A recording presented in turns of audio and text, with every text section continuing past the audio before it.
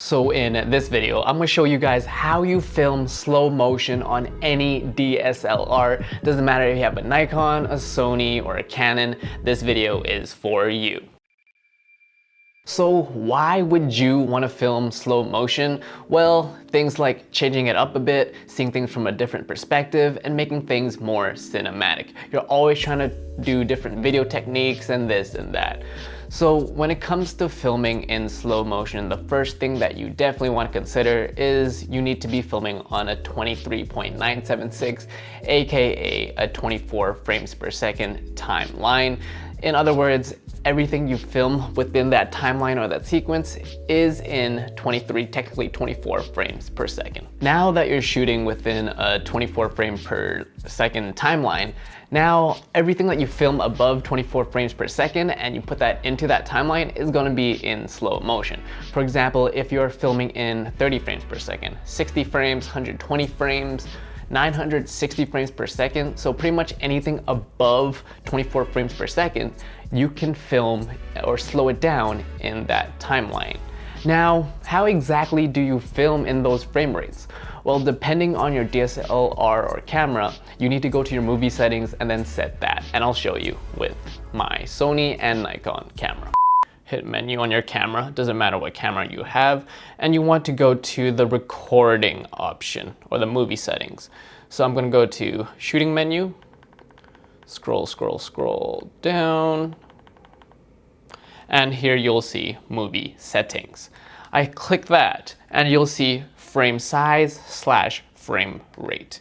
And as you can see, I'm filming in 1920 by 1080, 24 frames per second. And if you have a Nikon D5300 and above, you're not gonna have this issue. But for me, I have to film in 720, 60 frames per second. But if you have a D53, 55, 56, 33, 3400, you're gonna have the ability to go down and click 1920 by 1080 in 60 frames per second.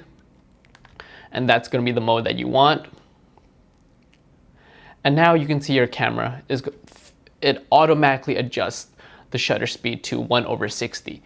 And like I said, you wanna make sure your shutter speed is double that of your frame rate. So if you're filming in 60 frames per second, you want your shutter speed to be over 1/125 in this case. And now you're ready to shoot in slow motion. But if you have a camera like a Nikon or Sony or a Canon, you're not going to be able to see slow motion be recorded.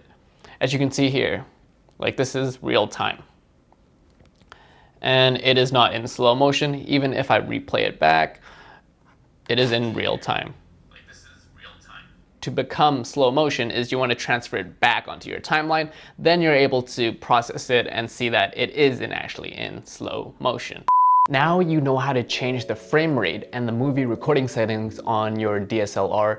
Now you need to make sure that to have proper smooth frame rates when you slow it down, here are the specs that you need to have. So you want to ×2 the frame rate that you're actually filming in, and that's going to be your shutter speed. So 1/160, 1/120, 1/240. So whatever your frame rate that you're filming at, times it by 2, and that is the shutter speed that you want to have, as well as when it comes to aperture and ISO, that isn't as important. Yes, you want to consider that when filming proper exposure and whether or not your subject's going to be more in focus or out of focus. But the main thing that you need to consider when filming in slow motion is your shutter speed. So just remember the ×2 rule. Whatever your shutter speed is at, make sure if you divide that by 2, that is your frame rate that you're filming in, and that is the proper slow motion settings that you want to set your camera to. Now you know the exact way of how you film slow motion on any DSLR.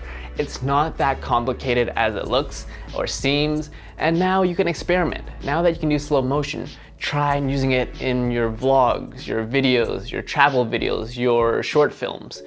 And you can experiment with things like speed ramping, which I have a video in the description. You can do things like whip pans and a lot of cool things with slow motion.